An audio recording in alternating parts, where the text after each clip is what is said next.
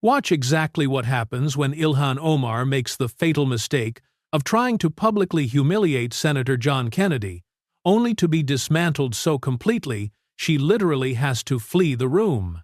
Ilhan Omar just made the mistake nobody in Washington has dared to make in 8 years. She decided to insult Senator John Kennedy on live television. While she was calling him a discriminatory relic, a Louisiana grandpa cosplay, and a corporate lobbyist performing a minstrel show, she forgot one small detail. John Kennedy has a degree from Oxford University. He edited the Virginia Law Review. He practiced law in Louisiana courtrooms for 30 years before he ever set foot in the Senate.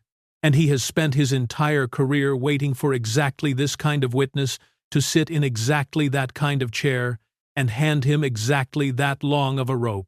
Omar didn't know. She thought she had just humiliated Kennedy. She saw his silence and assumed he was stunned. She smiled at her staff with the confidence of someone who had just delivered a knockout blow on live television. Kennedy took a sip of water.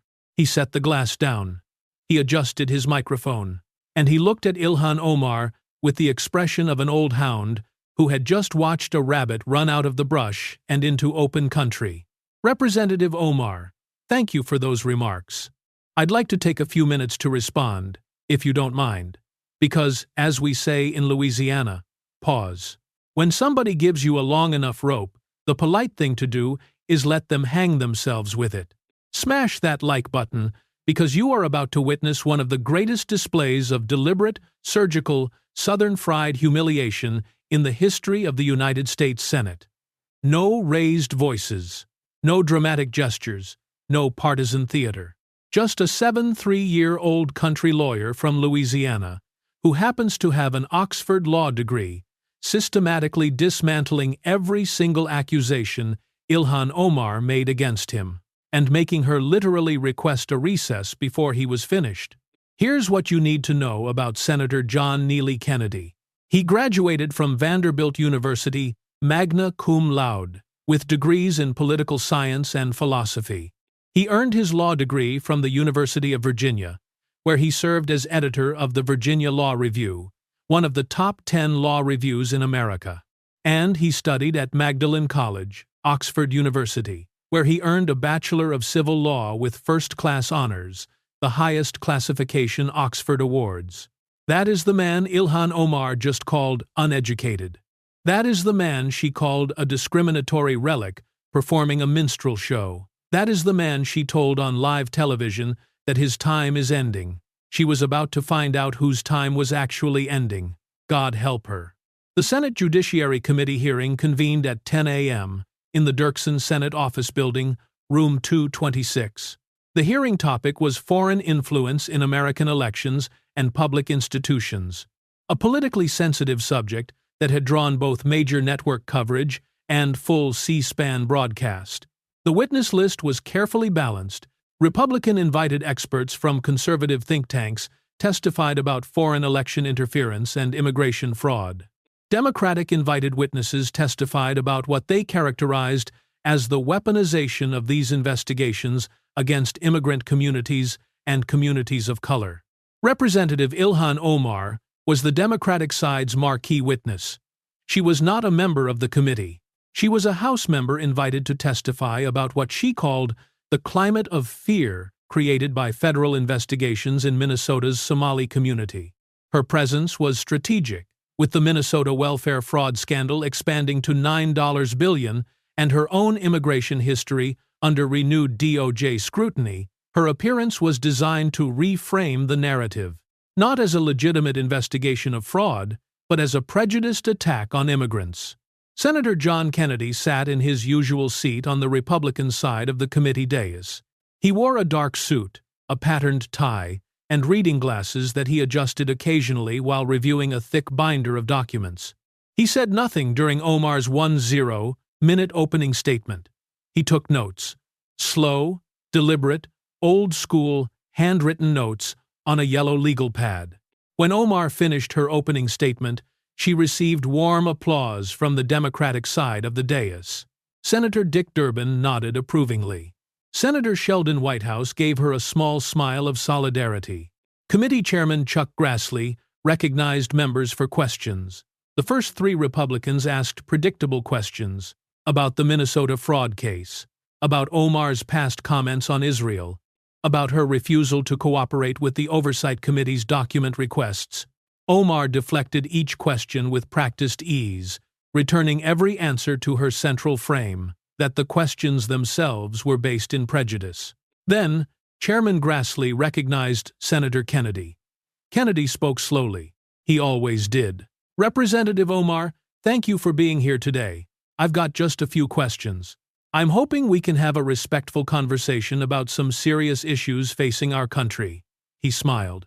The small, polite smile of a Southern gentleman, starting what he expected to be a cordial exchange.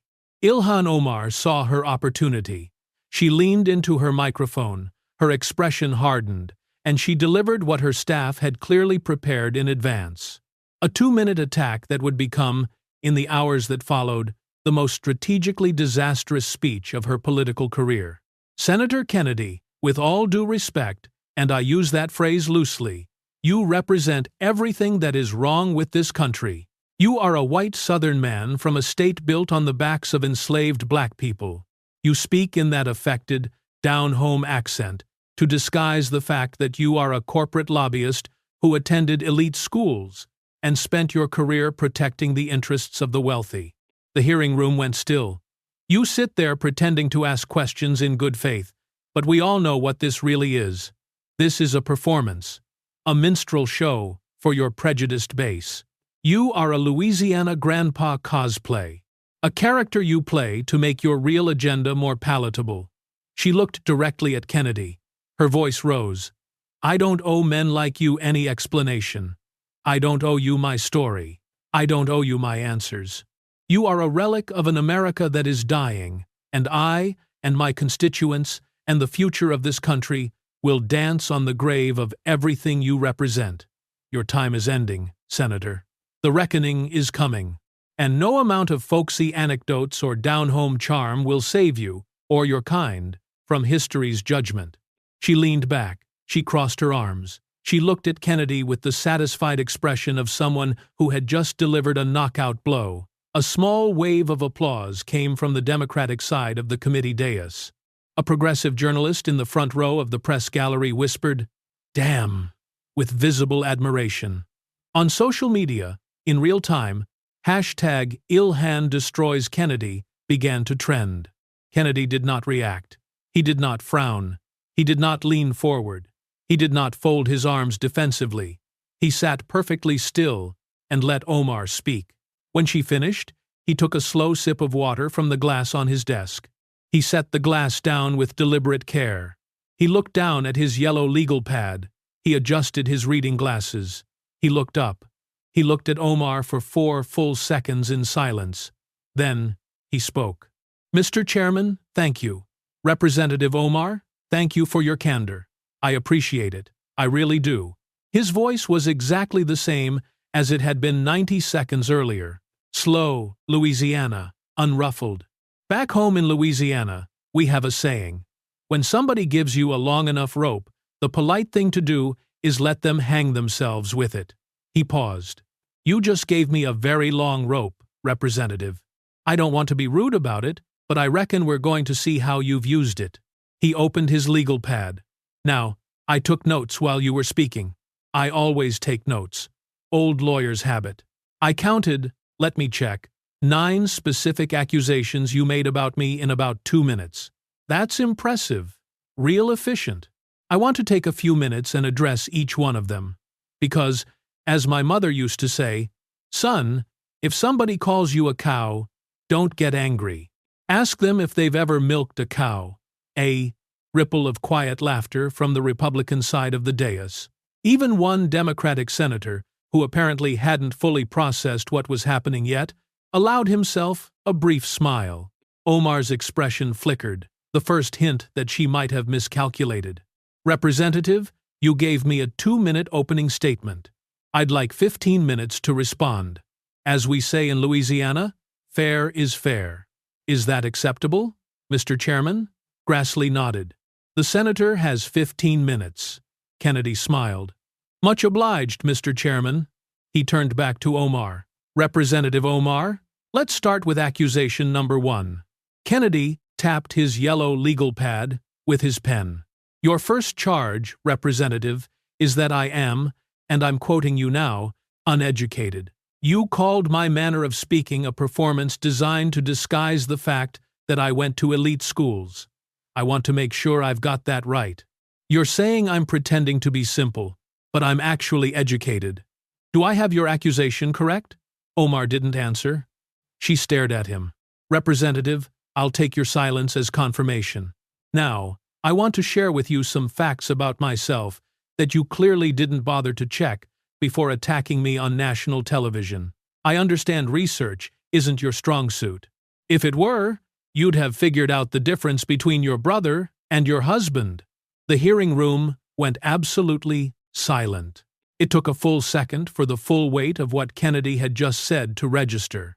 He had, without raising his voice, without changing his cadence, without showing any sign of aggression, directly referenced the immigration fraud allegations that had been dogging Omar for 8 years. He had done it wrapped in a folksy joke about research skills, and he had done it so fast and so smooth that half the room didn't catch the venom until 3 seconds after the words left his mouth. I graduated from Vanderbilt University in 1973, Kennedy continued, as if he hadn't just lit a match. Magna cum laude, political science and philosophy. Now, I'm not sure if you were born yet at that point. The timeline of your arrival in this country is, as they say, somewhat of an ongoing mystery. But let's set that aside. He flipped to a new page. After Vanderbilt, I went to the University of Virginia School of Law. I was an editor of the Virginia Law Review. For those who don't know, and I'm guessing you don't, Representative, the UVA Law Review is one of the top 10 law reviews in the United States. It's not a community college paper. You don't get on it because you show up. You get on it because you write better than everybody else who applied. He flipped again. Then, and this is the part I think you really ought to double-check before calling anybody uneducated. I studied at Magdalen College, Oxford University. I earned a Bachelor of Civil Law, first-class honors. That is the highest classification Oxford awards. At Oxford, Representative, where people go to learn how to think. He closed the legal pad and looked at Omar over his reading glasses. You called an Oxford man uneducated, Representative. Think about that for a second. He leaned back slightly. Let's look at your educational background, shall we? I did a little research before this hearing. I find it helps. He opened another page. Ilhan Omar, North Dakota State University. Bachelor's degree, 2011. Major in International Studies and Political Science. Very respectable school. Good state university. Solid education. He looked up. But here's the thing, Representative. You went to a state school in North Dakota and called a man with an Oxford degree in civil law uneducated. That isn't just wrong. It's the kind of wrong that makes people wonder whether you have any idea what you're talking about, on anything. Kennedy paused to let it settle. Back home, we have a story. There's a chicken that walks into a courthouse, stands right in the middle of the lobby. The judge walks by, looks down, and says, "Chicken, what are you doing in my courthouse?" And the chicken says, "I thought this was the poultry market." He looked at Omar with genuine warmth, as though he were telling the story to a grandchild. The moral of that story, Representative, and I want you to think about it carefully, is don't walk into a place you don't belong, with the confidence of somebody who does. Omar opened her mouth. Senator, this line of response is not. Kennedy held up a single finger. Not aggressively, gently, like a school teacher asking a student to wait their turn. Representative, you spoke for 2 minutes. I have 14 minutes and 9 seconds remaining. As we say in Louisiana, fair is fair. I'll let you have your say when I'm done. You have my word on it. She sat back. The flicker of uncertainty in her expression was now more than a flicker. Accusation number 1, Representative, dismissed. I have more education, from more prestigious institutions, in a more intellectually rigorous field than you do, but I talk slow because my mama talked slow. I use country sayings because my daddy used country sayings. And I pretend to be simple because, as you've just demonstrated, certain folks will hand me a very long rope when they think I'm not smart enough to tie a knot. He reached for his water glass. On to accusation number 2. Kennedy took a drink, set the glass down, turned a page in his legal pad. Your second charge, Representative, is that Louisiana was built on the backs of enslaved black people, and that I represent that legacy. I want to address that seriously, because it's a serious subject. History matters. Slavery was a monstrous institution, and Louisiana, like many states, has blood on its historical ledger. He paused, and for the first time, his voice carried something other than folksy warmth, not anger, gravity. But let's be precise, Representative, because precision matters when we're talking about history. He flipped to a reference page. Slavery in America was not a Southern institution. It was an American institution. New York was the largest slave market in the North, Wall Street. Literally, Wall Street, the street, was partially constructed by enslaved people. The first slaves brought to America arrived in the Dutch colony that became New York, not the English colony of Virginia. Massachusetts built slave ships. Rhode Island financed the slave trade. So, when you single out Louisiana and single out me, you are applying a selective standard that, if applied consistently, would implicate your own state of Minnesota, which was settled by migrants who built their prosperity on land taken from the Dakota people through treaties your state's founders broke. He looked at her. Every state has history, Representative. Judging people by the historical sins of their state is not a moral position. It's prejudice. And you, of all people, ought to know that. Kennedy let that sit. But let's move to the present, because the past matters, but the present matters more. He turned the page. Louisiana today is 32% African American. We are one of the most racially diverse states in America. New Orleans is the most ethnically and culturally diverse city in the Western Hemisphere. Louisiana was the second state in the South to elect an African American to the United States Congress after Reconstruction. We've elected African Americans as mayors, as judges, as district attorneys, as state legislators, as members of Congress. He looked up. Cleo Fields. Do you know that name, Representative? He's an African American Democrat from Baton Rouge. He served in Congress alongside your political predecessors. Louisiana elected him, not Minnesota. Louisiana. So when you paint my state with the broad brush of built on slavery, you are ignoring the fact that we have done more to integrate our history, acknowledge our sins, and elect diverse leadership than most so-called progressive states have ever managed. He shifted slightly. Now, let's talk about your state, Representative, Minnesota. You represent Minnesota's 5th congressional district, and I'd like to ask you about a number. $9 billion. Omar's jaw tightened. $9 billion, Representative, is the estimated upper bound of the welfare fraud currently under federal investigation in Minnesota. The Feeding Our Future scandal started at a confirmed $250 million. Prosecutors now estimate the total fraud across multiple programs could reach $9 billion. 75 defendants have been indicted. Most of them are members of the Somali community you represent. He paused. And what did you say about the federal investigation into this fraud, Representative? Let me read your own quote. You said on CBS's Face the Nation in January that the investigation is creating confusion and chaos. He set the paper down.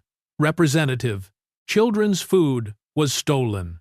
$9 billion worth of taxpayer money and programs designed to feed hungry kids has been stolen, and you called the investigation confusion and chaos. He looked at her with genuine puzzlement. I find it interesting that you care more about slavery 200 years ago than about $9 billion stolen from children last year. That is an unusual set of priorities, Representative. For a self-proclaimed progressive, that is a very, Very unusual set of priorities. Your governor, Tim Walz, resigned over this scandal. Resigned. A sitting governor, a former vice presidential candidate, gave up his political career over this. He said, "If it's me you want, leave my people alone." And by my people, he meant the people you represent, the people being robbed. Kennedy leaned forward slightly. "Representative, have you ever been to Louisiana? I don't see how that's a no. Okay. Have you spent time in the African American communities of New Orleans, Baton Rouge, Shreveport? Senator, this." Another no. "So you have no direct knowledge of the state you just accused me of representing discriminatorily. No familiarity with the African American community there. No understanding of our demographics, our history, our present. But you felt qualified to judge us all on national television." He closed the legal pad on that section. Representative, the definition of prejudice is judgment without knowledge. You prejudged an entire state, its people, and its senator, based on stereotypes you brought from somewhere else. You know what that is? He didn't wait for her answer. "That's bigotry, Representative, the very thing you accuse me of." Accusation number 2, dismissed. Next. Your third charge, Representative, was that my accent is performative. You called it a minstrel show. You said I was playing a character. Kennedy's voice, impossibly, remained exactly the same. "Representative, I want to take this seriously, because you've accused me of something that, if true, would be genuinely shameful. Fakery. Pretending to be something I'm not to manipulate people. That's a serious accusation." He paused. "So let me tell you about my family." His tone shifted. Not to anger, but to something softer, more personal. "My mother was born in Zachary, Louisiana. Small town, about 20 miles north of Baton Rouge. She was a schoolteacher. She talked like I talk. Slow cadence, soft vowels, the particular rhythm of East Louisiana speech. My father was born in Centerville, Mississippi. Spent his whole life in Louisiana and Mississippi. He talked like I talk. My grandfather, the man who taught me to read, Representative, was a Methodist preacher in a tiny town called Gloucester, Louisiana. Population about 200. He talked like I talk." He looked directly at Omar. "I talk the way I talk because my family talked the way I talk for 6 generations on this land. My accent isn't a performance, Representative. It's an inheritance." His voice dropped slightly. "You just accused me of performing my own mother's heritage. That is what you did." Kennedy let that settle. "Representative Omar, I want you to do something with me. I want you to stop for a moment and consider an analogy." He took off his reading glasses, set them on the desk, looked at her without the glasses. An unusual gesture for him, signaling that what he was about to say was personal. "You came to this country as a refugee from Somalia when you were 12 years old. You speak English with an accent. You wear a hijab, which is a public expression of your faith and your heritage. You bring Somali culture into the United States Congress. You speak openly about your background and your community." He paused.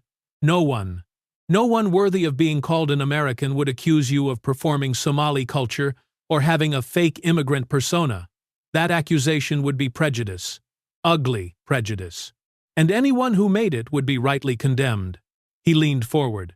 "But you just accused me of performing my own culture, my own accent, my own heritage, the inheritance of 6 generations of my family on this land. You did to me, Representative, exactly what you have spent your career accusing others of doing to you. You judged a culture you don't understand. You dismissed a heritage you've never encountered.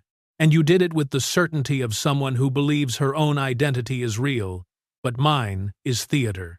He put his glasses back on. "Back home we have a saying, the pot calling the kettle black. I'm aware that phrase has problematic origins.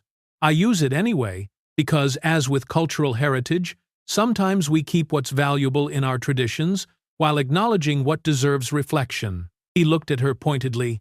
"Representative, the most ironic thing about your fake accent accusation is this. I'm sitting here talking like my mother, my father, and my grandfather. Meanwhile, you, who came to America nearly 30 years ago, still carry your own accent. It's beautiful, and it's authentic. You don't get criticized for your accent, Representative.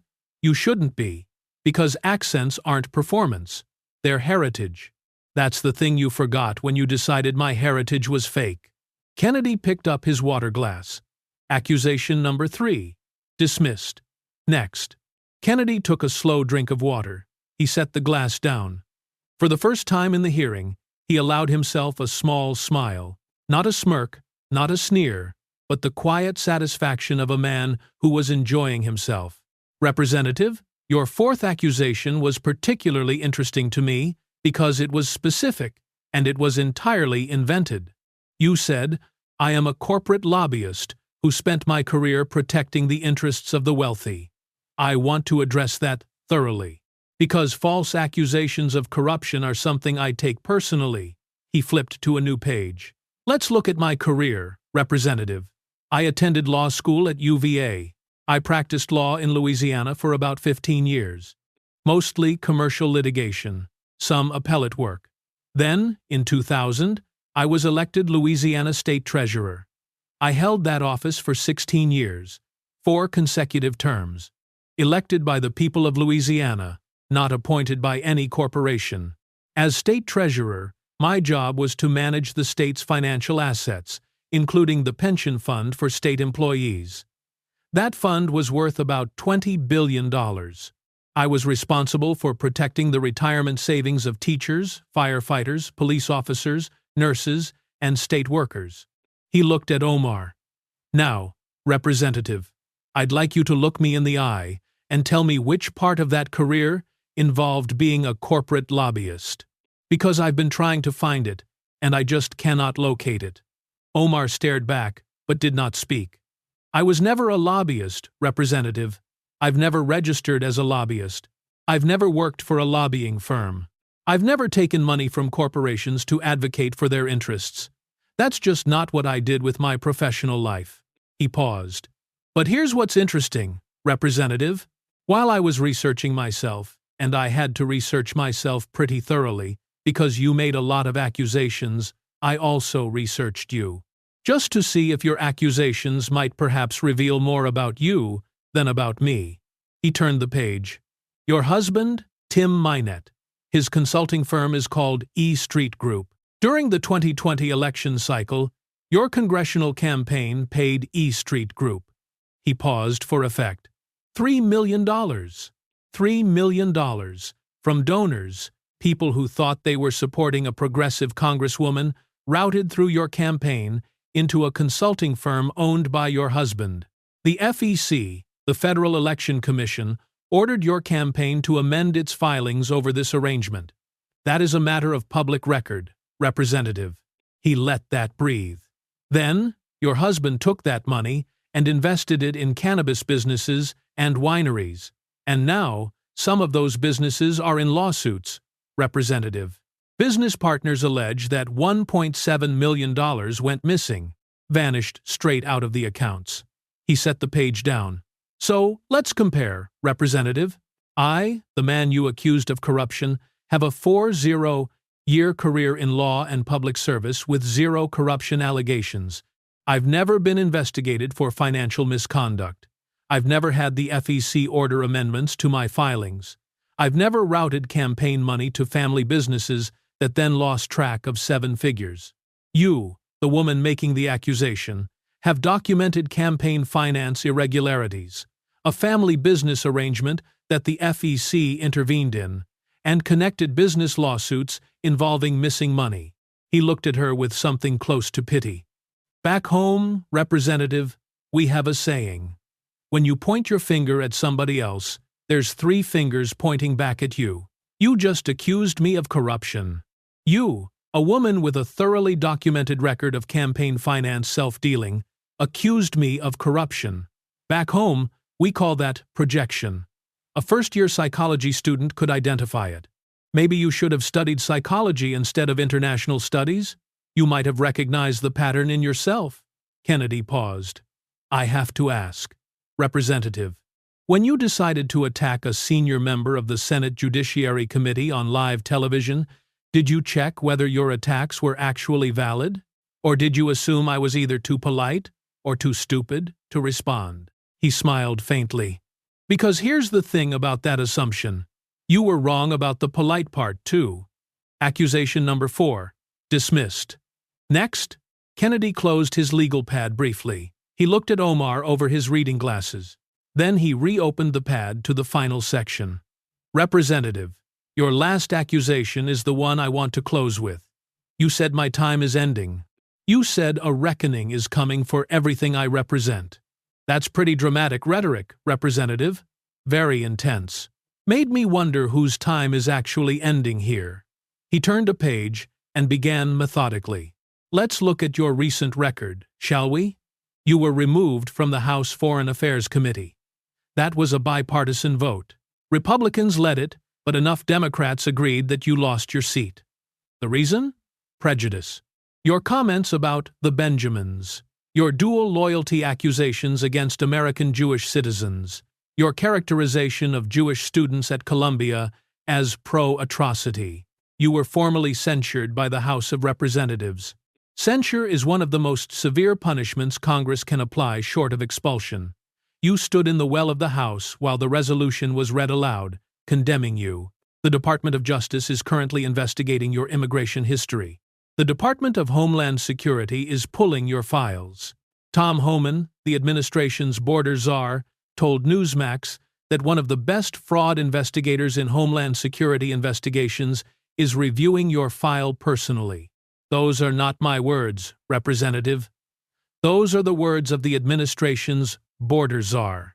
The House Oversight Committee is investigating your family's finances and your husband's business dealings. Your state's governor, Tim Walz, resigned over a fraud scandal that centers on the community you represent. $9 billion. Representative.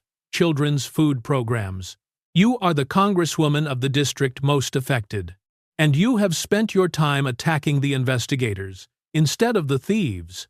Prediction markets, places where people bet real money on political outcomes, currently rank you among the top 5 most likely members of Congress to be indicted on federal charges in 2026. He looked at her. Representative, with all due respect, and unlike you, when I say that, I actually mean it, whose time is ending here? He set the pad down. Let me tell you about my situation, Representative. I'm 73 years old. I have a 62% approval rating in Louisiana. My constituents have elected me 3 times. They know me. They've known me for decades. If I ran for a 4th term, I'd win.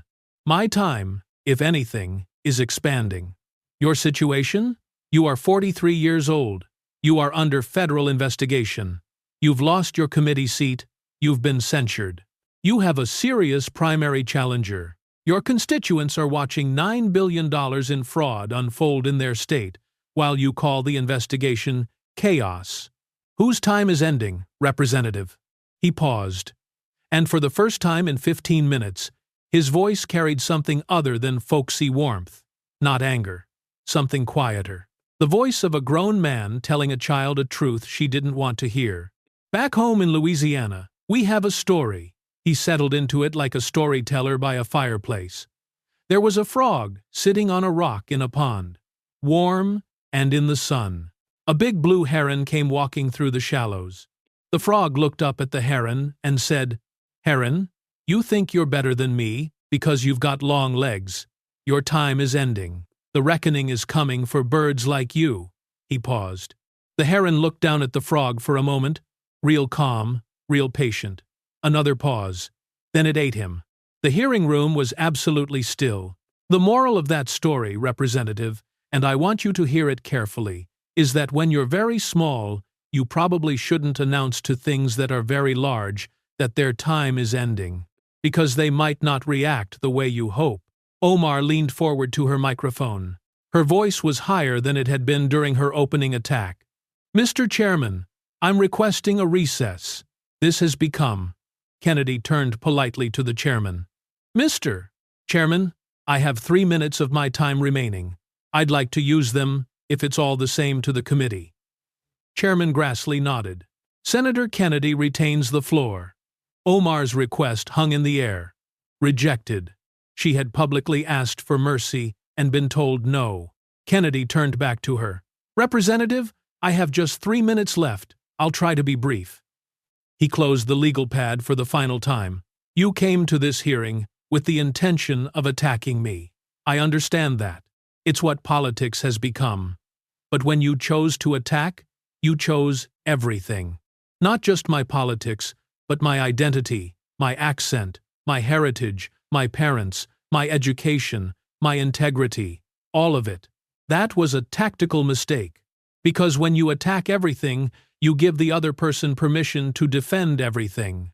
And when the other person has enough material to defend an Oxford education, 40 years of public service, a clean financial record, and the patience to respond slowly, the fight becomes something other than what you imagined.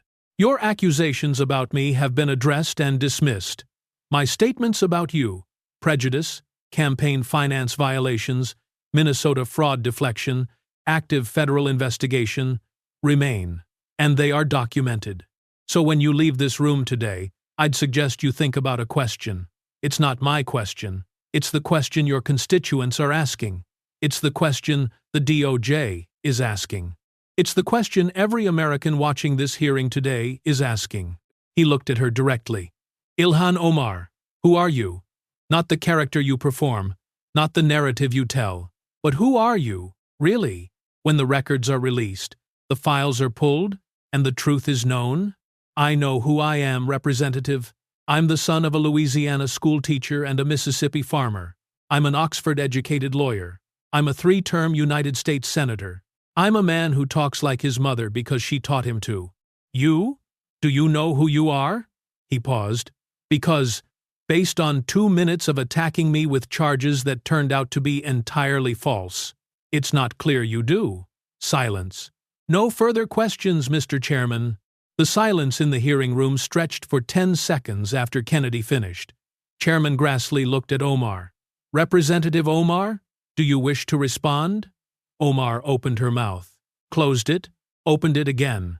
She turned to her staffer, seated behind her, whispered something urgent. The staffer leaned in, whispered back.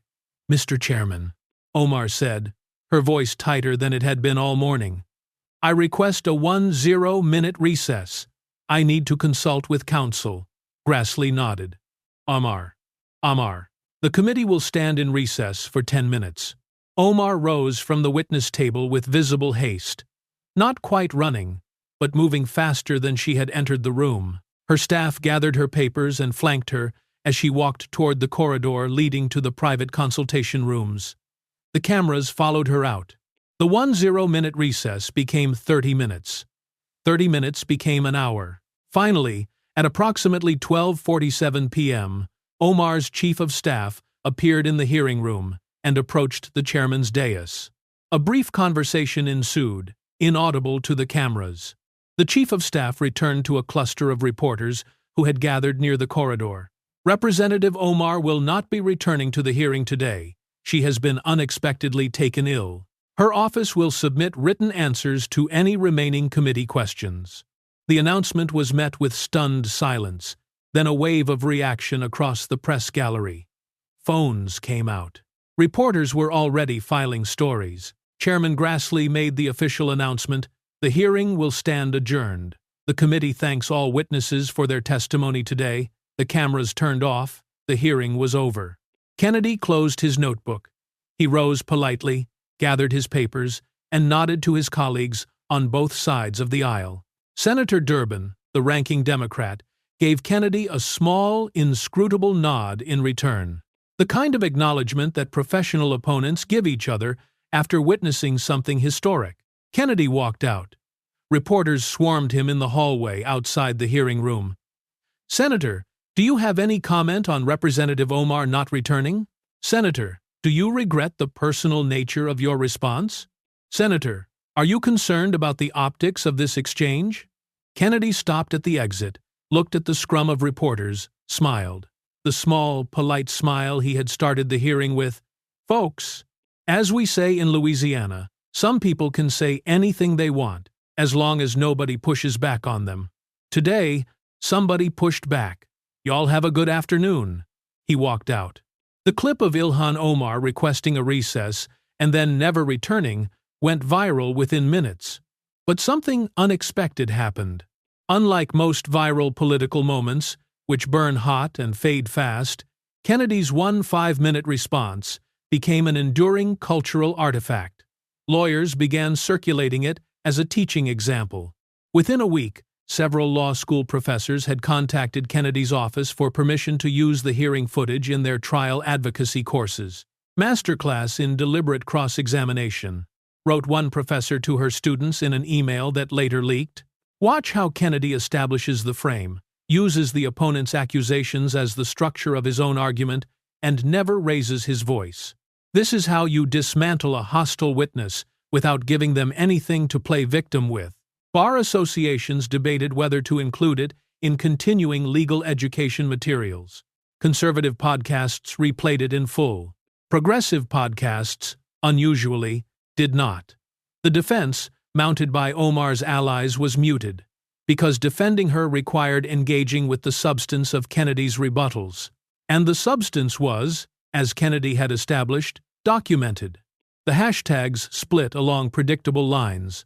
Hashtag Kennedy Clinic trended for 6 days. Hashtag 9 accusations became shorthand for any politician who attacked someone broadly without having facts to back it up.